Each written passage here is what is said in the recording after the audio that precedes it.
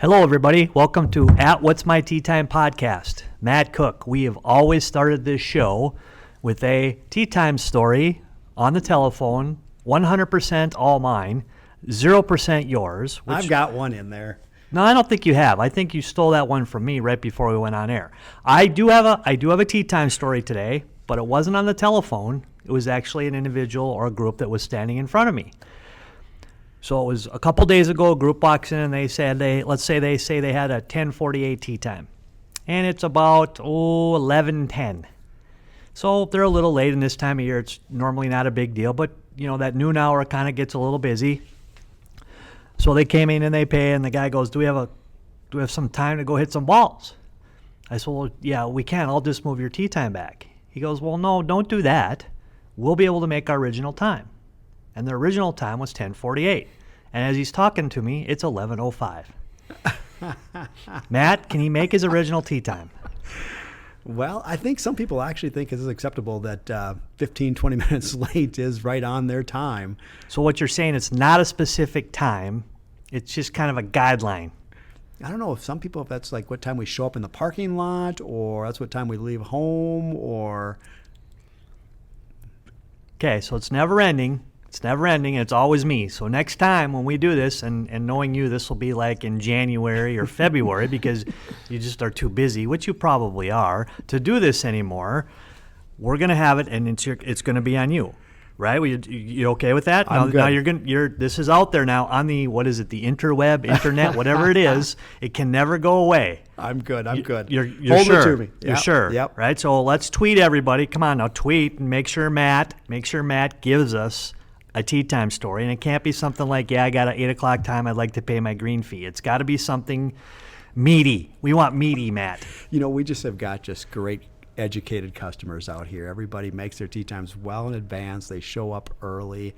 They're just perfect. We just don't have those. It's just not family rated show. Otherwise, I would let you know what I think about that. Once again, everybody, welcome to At What's My Tea Time podcast. My name is Greg McCullough. I'm the PGA head professional at Edgewood Golf Course. We're joined by Matt Cooke, who's the PGA professional at Rose Creek Golf Course in Fargo. Matt, we have like the Hatfield and McCoys, like the Packers, Vikings, like NESU, UND. We have the enemy, quote unquote, the enemy with us today. Why don't you introduce our guest today? We do. We've got Rose Creek's finest assistant. Zach is joining us today. He is, tell us a little bit about your background so far, Zach, as far as, school-wise, where you're from originally. Well, I'm from Detroit Lakes, Minnesota originally, so just down the road. I went to NDSU originally for engineering. After my first semester, that didn't work out too well, so I transferred into turf grass management. I just graduated last May here. In school, I had a couple of internships. I started out at Osgood Golf Course, another parks course, of course, and then went out to Michigan, Bloomfield Township at Oakland Hills Country Club, which is a really good gig under Steve Cooke. And then this last summer, I was at Interlachen Country Club in Edina. Oh, very nice. Matt Rostel. So you've had some great facilities. Yeah, it really set me up good. Worked out really nice with the Park District here. I started in January, and I had one class this last semester before I had to graduate, so I was able to get hired on at Rose Creek full-time in January and just work around that one class. So it worked out really well. It's been a phenomenal summer so far. That had to have been kind of fun as far as those internships, probably learning little different ways of how things are done as far as in different parts of the country anyway. And was there anything you saw in Michigan that you see kind of that is quite different than even up in this area here? Yeah, a little bit. As far as just watering tactics and stuff go, we hand watered a lot in Michigan, which is partly because of how they keep their course. They want it hard and fast and tournament conditions 24/7, at least on the South course. And so in order to do that, they use sprinklers less often, and we hand water with hoses a lot more. That's partly just it being like a tournament setting all the time is what the members of that club want. So, and then another thing that kind of goes with that is just like walk mowing, and everything's done a little bit more meticulously. Costs a lot more money though. So. When you're out in Michigan, I mean, I imagine was that golf course a little less busy than what you'd probably see something that you've been used to here, Osgood, Rose Creek? Yeah, there's definitely a lot less rounds on the south course for sure, because that course is ranked 17th in the nation. And then they have a second 18-hole course, the north course, that's still ranked like 10th in Michigan or something like that. So it's still a very nice course. But it's a little bit easier as far as playability goes. They keep it a little more soft. Green speeds aren't quite as blazing as the south course. So members get to play that a lot. Or, I mean, they choose to play that a lot more than the south course generally. So It's amazing, like, you know, when you look at public golf as far as in our area, and all the things that go into, even just as far as daily preparations, not necessarily, not you know, also as far as with the annual things that we do as far as maintenance practices. And so there's a lot to be done as far as, you know, to begin the day and throughout the day. And when you have kind of high traffic areas, I'm sure that is a difficult thing to try to maneuver and make sure that we've got the playing conditions that the golfers are, you know, anticipating and desiring. And so when you're at a golf course like Michigan, I imagine you've got a bit more time to do some of those things, and it's a little bit easier probably to get some of those tasks being a little bit more meticulous and you know, even just a little bit better yet, whereas it's a little bit more difficult when you're trying to fight through that traffic. yeah, absolutely. It's just part of it is they just have the budget in order to do that, things more meticulously. So for instance, like top dressing greens, you know, at Rose Creek we'll top dress with a workman, basically a big golf cart. But out there we would use like kiln dried sand and use it with walk spreaders. Like 4 or 5 people would go out in the morning and top dress sand or top dress greens like once a week. And part of that is when you top dress greens, your reels get dull fast, your mowing reels. So here it wouldn't be that realistic to do that because our reels would always be dull, and we don't have quite the numbers for employees to be grinding reels all the time. Whereas there, you know, they have 2 people dedicated to equipment upkeep and grinding reels and greasing equipment. It's a little more feasible. I think, you know, one thing it seems like how a lot of golfers, I mean, those avid players, seems like the one thing that they always grade, it seems like other courses, is by their greens. You know, it seems like, you know, you can be a little subpar in some areas, but if your greens are really, really good, sometimes that can make up for it.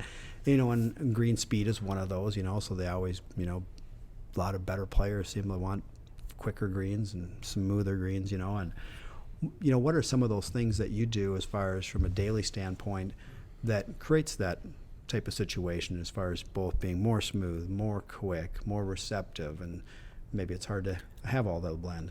Yeah, it's definitely a fine line. There's a lot of different factors that go into green speed. You know, depending on how low you're cutting the grass, you know, the lower you cut the grass, the more nutrients and chemicals you need to kind of put into it in order for it to, well, thrive and do well. And there's other factors that go into it, like watering, how much you water, basically how wet it is, how dry it is, which again, you can really toe the line when you grab some hoses and hand water, because you can get specific spots basically to keep them alive, but also keep them very dry. And then there's like plant growth regulator that keeps the clipping yield down. So like as the day goes on, when you don't use growth regulator, basically the grass grows faster. So at nighttime, the green speed might be a little slower than if you played right away in the morning when they dry off. but with growth regulator that keeps it fast kind of all day. So, so it always amazes me, Zach, just a little bit of the terminology you just used, and sometimes we get a little confused about it because, sometimes we'll say you're going to go out there and fertilize, yet you have a growth regulator on it. So, is it more the health of the plant, or exactly what kind of things does that entail? Because I think at times it seems like that maybe doesn't go on all at the same time, but we fertilize to try to get it to grow, but yet on the greens we're kind of putting a growth regulator on it to slow them down a little bit. Yeah, so I mean growth regulator, obviously you're trying to keep the clipping yield down, keep them fast.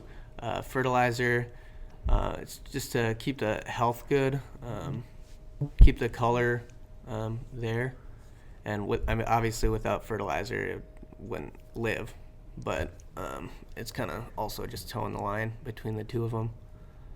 So even for like me, to me they seem on total opposite ends of the spectrum, but they're the same thing when in actuality they're really not. I mean, they're a little different, but one is for the health of the plant and one is for maybe to try to get it to slow down from growing during a whole day of growth, basically. Mm-hmm. Yeah, they definitely go together. Yeah. Because if you didn't have plant growth regulator and you fertilize them as much as we do, I mean, they'd be growing like crazy. Right. It'd be interesting, and especially with older greens, kind of like Edgewood. Yep. You have so many different biotypes and varieties of grass out there that they all grow at different speeds, so that can get kind of wonky also if you don't put down growth regulator. Sure. So Matt was talking a little bit about not only our day-to-day operations, but here we are in September. The nights are getting longer. We haven't really seen a lot of cooler weather yet, but maybe a little bit. What kind of challenges does that bring you guys in the superintendent's building? I'd say the biggest challenge in the fall time is just losing labor with the kids going back to college, which is kind of the majority of our labor force. So that's kind of a challenge. Me and Joel, the other assistant here at Rose Creek, ended up doing a lot more hands-on maintenance work. So we'll go out and mow greens and change cups and all the stuff that we don't quite do all the time during the summer because we have the labor to do it for us. So what you're saying is you don't have Matt Cook's labor, right? Where he doesn't have to really do anything. He can just kind of show up and leave when he wants to. You Exactly. actually have to be out and do something. Yep. Wow.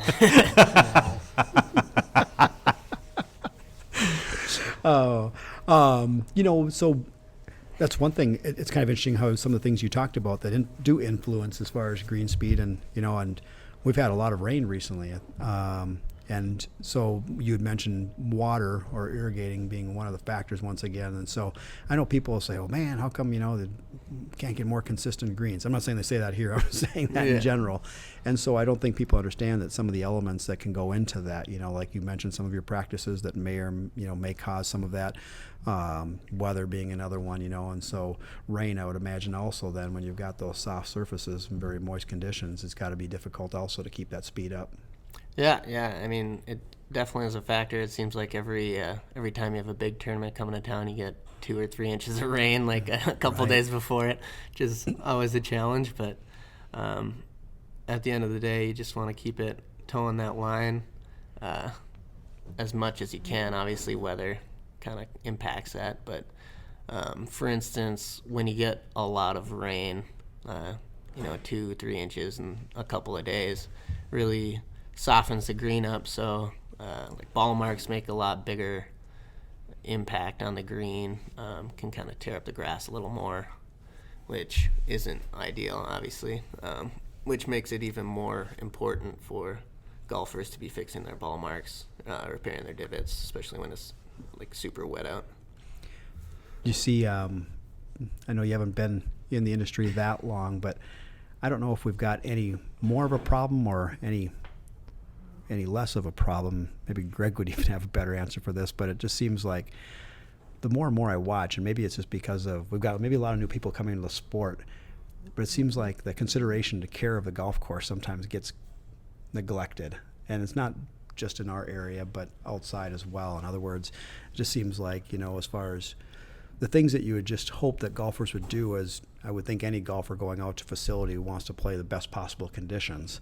And so you'd think you'd want to do the little things that would help on out a little bit. And that would be including, fix your divots, fixing your ball marks, being careful as far as where you're riding golf carts, being careful where you're riding, utilizing your push carts, all those things. I think that would just help to make it a bit easier as far as for both maintenance staff, but then also just to continue to keep those conditions, very good. And so I don't know if it's still maybe just maybe we're not doing a good enough job as far as educating individuals, or if there's just maybe just a lack of consideration altogether. Yeah, just kind of going from Oakland Hills and Interlaken to really nice courses. People pay a lot of money to play there.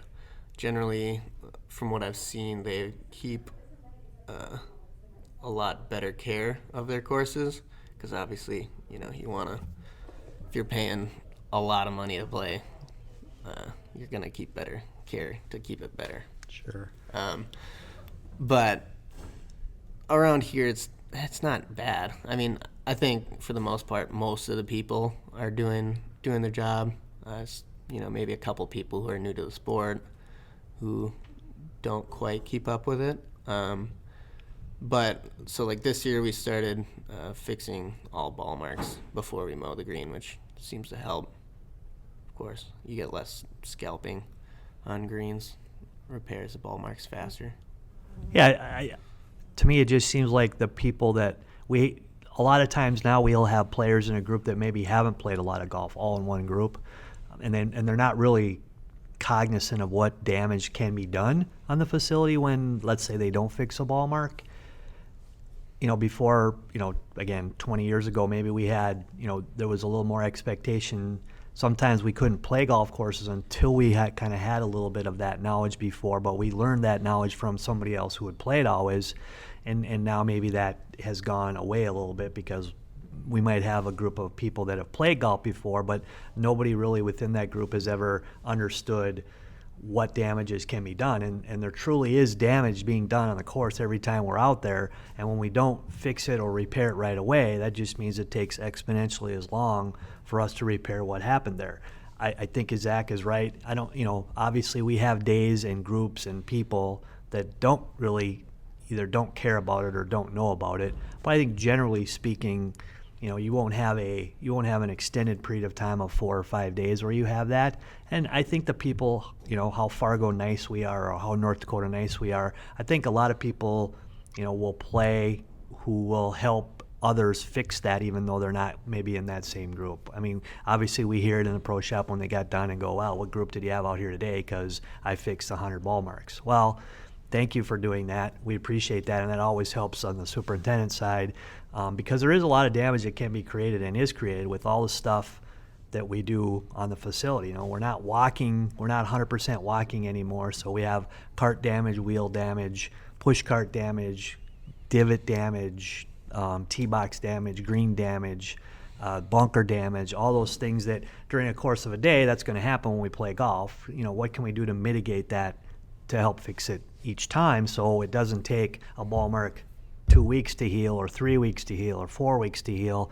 Maybe we can get it healed up in a couple days just by, fixing it or replacing our divot or filling sand and grass in our divots when we go play. And it is an important factor. So if you're out there playing golf and you're a little new at it, feel free to ask any staff member, whether it's a superintendent or his staff while you're out there or somebody in the pro shop, what's a proper way to fix whatever? Is there a proper way to fix a ball mark? Yeah, there is a proper way to fix a ball mark. Obviously, we'd like you to do it whichever way you're going to do it. But, I think when you go play around a golf, really if you go play around a golf and that's all you do is you just go play golf, you haven't replaced the divot and you haven't fixed the ball mark, I think you've left the golf course a little worse than maybe you started. Right. No, I totally agree. And I think, like you said, I think just not only just having the consideration to take the time to even do it, but also hopefully maybe taking the time, like you say, just to kind of get yourself educated how to do it properly. Because I think there is a correct way that's going to be much more beneficial, both in repairing ball marks and in filling divots as well. I don't know. Do you have anything to add to that, Zach? Just kind of, it's nice to get met halfway by the golfers. I mean, we do our best to, we go out and fill divots and we go out and fix ball marks before we mow and stuff like that. It just makes our job a lot easier when guests kind of help out. And it's just good for the course in general. When you fix a ball mark 12 hours after it was damaged, it's not going to be as good as right away. When you can replace that turf, that thatch layer, like everything just goes a lot smoother as far as recovery. Right. Yeah. The other thing it seems like can create a lot of damage out there is golf cars, and that's become more and more popular. And you'd kind of mentioned that too, Greg. It seems like there's a lot of compaction that goes along with that, a lot of wear, from all the turning and moving as far as those vehicles as well. And it's surprising there too. I think once again, people are not educated very well as far as, where they should have those golf cars, where they shouldn't. On the path, Yeah, not kind of on the path. I mean, Right. not a little bit on the path. The cart path is for the carts, not for two wheels of the carts, for all four wheels of the carts on the cart path. Well, the maintenance crew or anybody else working on the golf course will gladly work around you, right? So you don't have to worry about blocking the path. It's not a highway, right? But it is for a cart for all four wheels on the path. And obviously you can tell that's one of my peeves that I like to see. Yeah, from a maintenance perspective, that's definitely huge, especially when we get a lot of rain.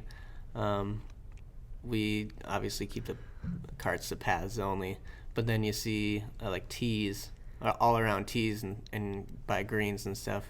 The path just gets all sorts of muddy because people are parking two wheels right off into the grass. And to me, I don't understand how people think that makes sense, but I mean, a lot of the time I suppose it's just instincts, like not even thinking about it, just kind of happens. But yeah, it's kind of irks me. Round tees and greens, please keep all four tires on cart paths where paths are available. And the other thing too, I think is, in conditions like we've had, where we've had ample rain and stuff like that, I think even if your course does not have cart paths, even once again, just trying to keep those carts, at least 30 feet away from tees and greens. And I think if people even just practice, even when they are on golf cars, of just more of a 90-degree rule, I think whether you have paths or non-paths, once again, if you could keep the carts in general in the roughs, and then when you get up to your ball, you can go ahead and cut into the fairway. When you get done playing, go ahead and get back out to the rough, exit once again there, or back onto the cart path. And once again, all we're doing is we're just saving, I think, on compaction and wear and tear as far as in the golf course that those vehicles can do as far as on the golf course. So Zach, what is one thing that we as players can do each time that we play? I mean, just one simple thing that would help on the maintenance and superintendent side of it, make your job either A, go quicker, or keep the golf course in better condition. Well, it's just, I guess fixing ball marks would probably be the biggest thing if you had to choose one. Sure. Ideally, you'd choose all. Sure. Keeping carts to paths, filling your divots with the divot box mix that we have on like par 3 tees Right. and stuff like that. But as far as just the longest amount of damage is probably ball marks. Okay. Overall, especially if it gets missed before we mow, and then we mow over them. It can scalp out, so there's no plant material in that divot anymore, so now it's just sand or soil, and that's just another spot where POA, like a big weed on golf course greens, can grow in. Sure. And it's not that easy. You can't really get rid of POA that well. I mean, there's a couple of different ways that you can kind of do it. It's like a give and a take kind of thing. It's kind of undecided in the maintenance world whether it's worth it to do that or not. Kind of depends on the superintendent. Most times people manage POA just because it's another grass. We manage POA at Yeah, Edgewood a lot. yeah, Edgewood We're in a has constant managed a lot state of with POA. POA, right? So, obviously Golf all the course, new so- greens and all the new golf courses don't start as POA, but eventually 100 years from now, they all end up being pull because it is a weed and it does attract to our shoes and it attracts to everything we do, and eventually it takes over. So, you know, at our place at Edgewood, we have 3 new greens and 15 pull greens. So there's a little different characteristics, and like you said, there's, you know, small little micro environments that all these things have to kind of deal with. So it's just not, as much as people would like to think, it's just not you guys show up at 7 o'clock and you mow the greens and you leave and you shut the lights off and you're gone. There's a lot of technical aspects that go into it. And I will say this, you know what, you guys have done a great job at Rose Creek this year. We hear up at Edgewood that the golf course is in really great shape. So whatever you guys are doing, I'm going to give you the credit because you're the new guy. The other guys have been here too long. So it's all on you. No, I'm just kidding. Eric Hans is the superintendent here. He does a great job. I'm just kidding you, Eric. You'll never listen to this anyway, so you won't really even know it. But no, you guys have done a great job, and you guys are, you know, you also, again, with our system, luckily we have 5 facilities. So not only are you worried about your facility here, you're probably worried, or your boss is worried about what's going on at Paradewood, and having that second facility, you know, creates 2 or 3 or 4 times more stuff that you got to do, and you always got to pay attention to it.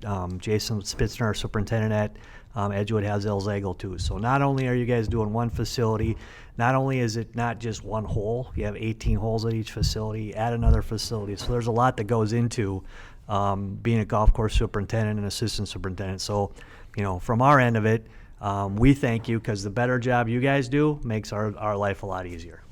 Yeah, for sure. Yeah, because we're getting into kind of the fall. I hate to even say, but we're not too far along before we probably get into conditions such as frost.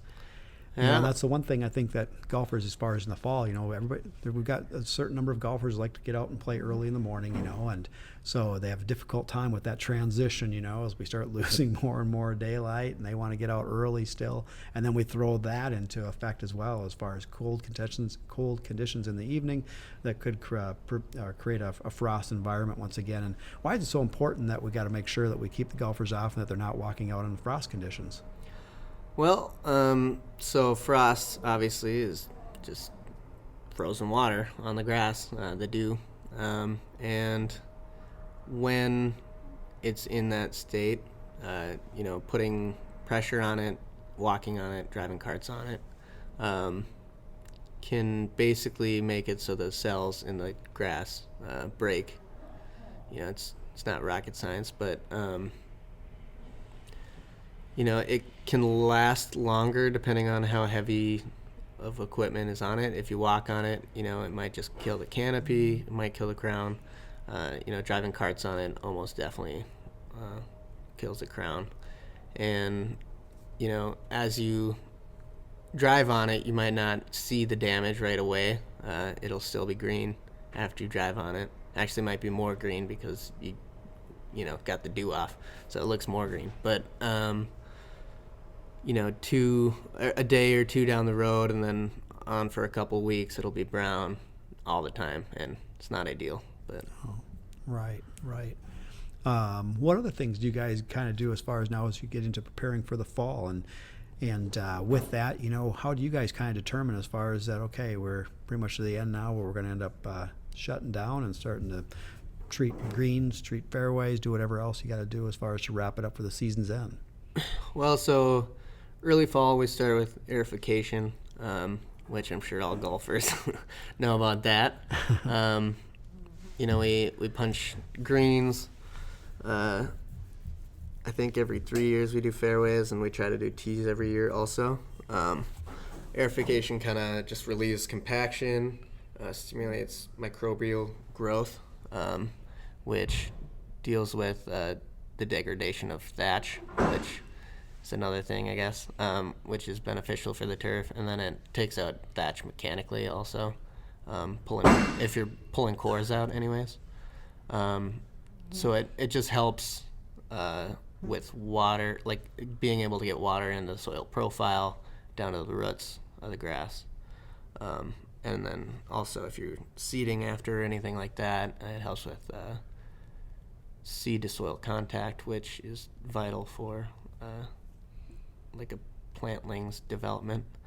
So then after aerification is done, we kind of go along for a couple, or like a month or 2 without doing anything too major.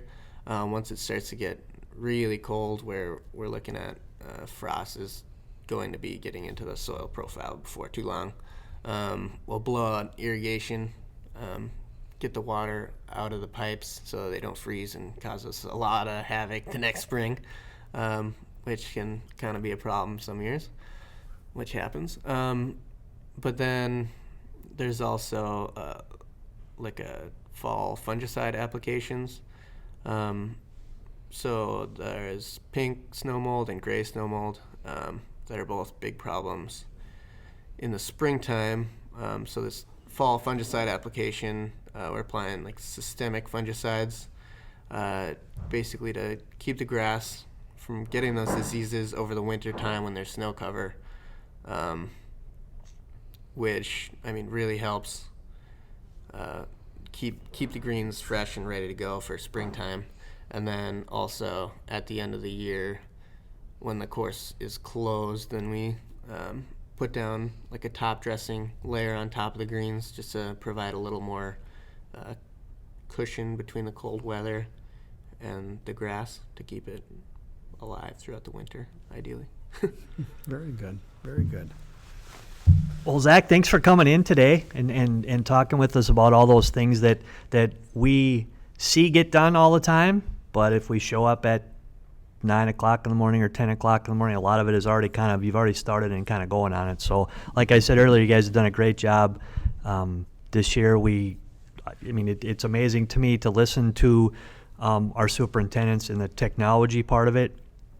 Some stuff that I didn't necessarily know, or you ask questions at why you do it, and there's some technical reasons why you actually do it, and to keep the golf courses great. So once again, we appreciate you spending some time with us today. Appreciate it. Thank you. You got it. Yeah. Matt Cooke, we got a little time left here. Let's go. Let's talk two things. I got two things on my mind. Solheim Cup, go. You know what? I enjoyed it. I really would love to have seen Amy get picked as one of those captain's picks. Unfortunately, that wasn't the case, but I think she was very close in consideration for Captain Julie Inkster. It came down right to the end. It was kind of exciting. We missed a few putts. They made a few putts, and unfortunately, they were able to take back the cup. And so why does a European team, both in the ladies and the guys, when they pick players who, basically Suzanne Pedersen has not played for 2 years, basically. Why do they pick players that maybe have that 10-year, 15-year past history? Those players step it up. And our players, whenever we pick a player who maybe is 10 or 15 years in, they puke all over themselves. Why is that? I don't know. I was disappointed as far as in her captain's picks, because I think, once again, they always talk about, they've got the knowledge, they've got the history, they got the experience, and they've got the leadership. And I'm like, man, isn't this all about hitting a golf ball and making as few shots possible? I think you just want the best player. I don't know about experience. I agree with that. I would like us to start picking players who, since they have the captain's picks, and I surely understand them. It's not an easy deal, for sure. You pick a player and sometimes they play great. You pick a player, sometimes they don't play great. To take a snapshot is really hard to do, but it just seems like every single time we pick players that are experienced and they are awful. Yeah. And they are just awful. There's some weird decisions too, and I haven't watched a lot of the recap from that, but like the Corda sisters obviously were just a great team as far as in the foursomes, and they're great players. I think they played pretty well in the four ball, even though they weren't partnered together. And then I shouldn't say they only played in the one. That's the other thing. They only played in the 1 4-ball match. She sat them another, and I don't know if that was by their choice, if they thought they were tired. I can't imagine that was the case, as being young, very good, athletic Golf's women. a lot of work, man. Right. I don't know if we can kind of do it for 3 days. But to sit your two hottest players, would they ever have sat Tiger Woods? No, but In his prime? he'd have been brutal. No, right? like in his prime. Oh, it's yeah, like, no. I Not a understand what chance. you're talking about. No, especially if he's playing good, Yeah. right? If they're playing good, Right. You get. You know what? It's 3 days, Right. And I understand that it is 3 days of golf, and it is hard, and the golf course was extremely hard, and the weather conditions were extremely difficult. And it was awesome to watch. You know what? It was a very compelling day because again, it comes down to the last putt, and I was glad she made the putt because you never want to see anybody miss it. Like Bernard Lager missed a little putt at the War on the Shore for the guys. You want to see that person make it, Right. and then you turn around and you look back and you go, you know, our younger players in this spot, they actually played very well. Right. Right? And again, we have a local person who, you know what, she'll play better and she'll make it on those teams who you would like to see have an impact or have a try at it. Right. Just every single time. And again, what's going to happen? We have President's Cup coming up. We have a Ryder Cup, you know, next year. Are we going to ever say, okay, here's the deal. I don't care if we have a 42-year-old who's won 10 times. He's been on 3 Ryder Cups. I have player A over here who's won 3 times this year, and he's played great the last month and a half. Well, you know what? Golf is super cyclical. It's hard to not be playing good 1 week or 3 months or whatever, and then turn around and play good a week. Does it happen? Yes. Right. Does it happen often, especially on harder golf courses? And maybe I'm cherry picking events, but it doesn't seem like we do a very good job there. No, and I don't know. Maybe I don't know. Is the point structure is that even messed up? I mean, like you said, it's like 2-year cycle. It's like, man, okay, so you played well 2 years ago. This Right. year you're not playing really 20 good. months ago, you won 3 times. And I think there obviously is a bit of a scale there still how they do it. But even so, I mean, that is difficult. And so I just think, what have you done for me lately is kind of more of the key if we're going to end up winning some Yeah, of if we're these going to matches. lose, let's lose with some younger players who are going to play the next 10 years. Let's Right. not lose with somebody we're going to pick him because he deserves to be picked because he was great. He's got 14 majors or he's got 10 majors. That's just me. I don't have to pick him. You know, it'd be hard to pass up those people for sure. But, you know, eventually you got to do that, I think. Yeah, so I don't know. Captain's picks I thought were a little so-so. I thought the pairings, once again, a little so-so. Even the way they did the pairings as far as in the final day, as far as on Sunday, even how she had them going out seemed kind of odd as well. You knew right away that they were going to front load theirs with some of their all-stars right up front, and you know, we didn't necessarily have that. And so I don't know. I looked at it and go, okay, quarter girls playing so well. Boom, you got 4 matches that they can play together, put them. There's 4 points right there. They both win their singles. There's 6 points. This is obviously in an You're ideal halfway world. there. It's like, hey, you other 10, get 8 points for me. Correct. It's like, Yes. there you go. That didn't go down Yeah, that way. so, It's like, I don't know. and then- okay, so Solheim Cup, good. Thoroughly enjoyable. It was awesome to watch. So happy for Suzanne Pedersen. Yeah. All right, Tom Hoagie. Yeah. Wow. Started out last week, finished second. Big deal. Okay, this week, after the first round, he's in the lead. Go. Yeah, I tell you what, there's not a hotter player right now in the PGA Tour. 3 of the last 4 rounds, 65 or better. It's like just crazy. I remember hearing something. I don't know if me and you were talking about this, but he said going into the Corn Ferry, into the qualifying process, once he didn't retain his card as being one of the top 125, that he was playing some of his best golf. And I was like, well, that's exciting to hear. And sure enough, he did. He played pretty well those first 2 events as far as in the Corn Ferry Tour, where he was able to take the championship portion off. Probably still put himself in a position where he had to begin the season right away, though, playing these early tournaments once again. And so for him to get off to such a great start with a solo second last week, hopefully he can end up having a high finish this week. He's going to be coming very close to securing his card if he can finish this week in a very short period of time. Yeah, and the tour changed how you qualify for the top 125 when the FedEx Cup happened. Now, don't get me wrong, $817,000 is a lot of money for Tom Hoagie. That's an awesome deal, right? But it doesn't mean anything because they use points. Now, points, he finished alone in second place. He got 300 points. Last year, to finish in the top 125, he needed 377.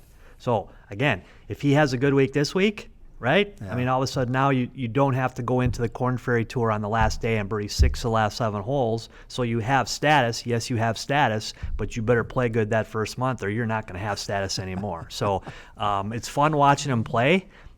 We'll see what happens to him for the rest of the week. You know, he could set himself up, and why not win? I mean, now he's in year 7. He's getting a chance to play golf courses for the 3rd, 4th, 5th, 6th time, which I've always said is a big deal. And Right. I think you get a little bit more comfortable. And once a player like Tom gets a little confidence, who knows? Plus, if he plays good this week and has all those points, then he can kind of set his schedule, which is, again, I think very important. You don't have to play every week. You're not just trying to get in to make the next one. And then he can kind of go from there. And how often do you play? He played so much last year at the end, especially like 12 weeks in a row. That is, I mean, we were just talking about people get tired after 3 days. He played 12 tour events in a row and had to play good. Otherwise, he would be looking for another job somewhere. Right. So hopefully he has a good week. Anybody else going good? Amy playing? Amy must start playing again now. I haven't looked at the schedule, but I think they start back playing again soon, so she must be out there or going to be out there. Yeah, I have not looked at the schedule either, but I would think that would be the case. Yeah. We had some more. Last week was also electric. Kevin Chappell, 59, 11 feet away from a 58. And almost done playing golf forever. Yes, that was even the coolest part about the story altogether. And that you think of it, and I was looking through, and I was looking at others once again of who have shot in some amazing rounds, and some of these guys never even heard of before, and some I didn't even realize. I didn't know that. I knew that Furyk had shot both 58 in 2016 in the Travelers. He also had 59 in the 2013 BMW Championship, but I think it was Ryo Ishikawa also shot a 58 in the Japan Golf Tour, not the PGA Tour. So that was pretty cool. But do you know what the lowest round supposedly is? Ever? Ever, yeah. I don't. I would say 57, but that would be a guess. They've got supposedly, and this is not in a tournament. This was just in a private round. But the golfer was actually an Australian golfer, and his name was Ryan Gibson, 55. It was shot during a private round in Oklahoma.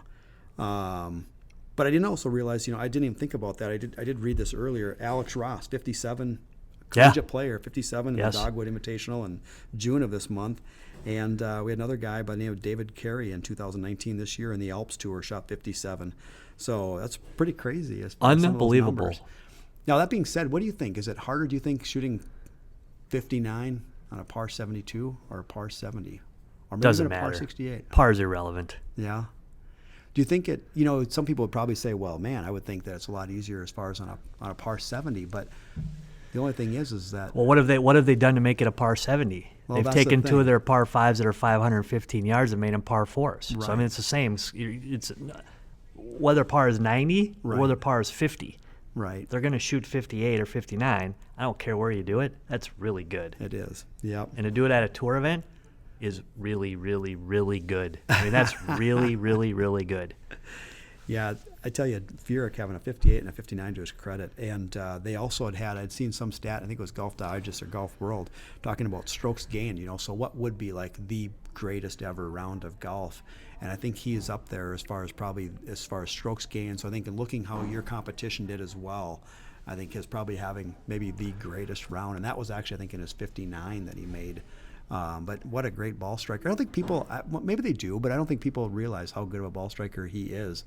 If he still had a little more distance to his game. If they don't make the golf courses 8,000 yards, and they don't make you carry it 290 yards to get to the fairway at the PGA Tour, who knows? You'd right? have a lot more wins, I bet. I mean, they're actually proving that the golf course does not need to be. It doesn't matter how long you make it. Those guys are somebody's gonna figure it out. I mean, you got to do other things besides making it longer. So that's another discussion for another podcast. What actually makes a golf course hard? Right. Is it trees? I think it's trees, partially because I think a lot of the scores that we've talked about this before, a lot of scores that are taken now, all those golf courses have taken out thousands of trees. Now, were there too many trees? Probably. Zach was with us all day. He would probably like not to see all those trees. Are the turf conditions better? There's absolutely no doubt about it. Right. There's just not as much shade there, and it gets dried up. So, that'll be a discussion we can have later.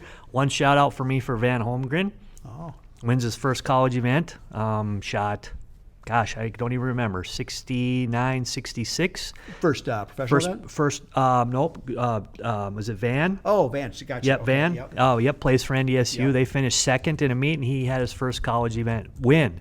So that's going to be exciting to watch them. I know Steve Kennedy is excited about his team. We'll probably have him on again. Yeah, they've got a great team this year, and they're playing very, very well.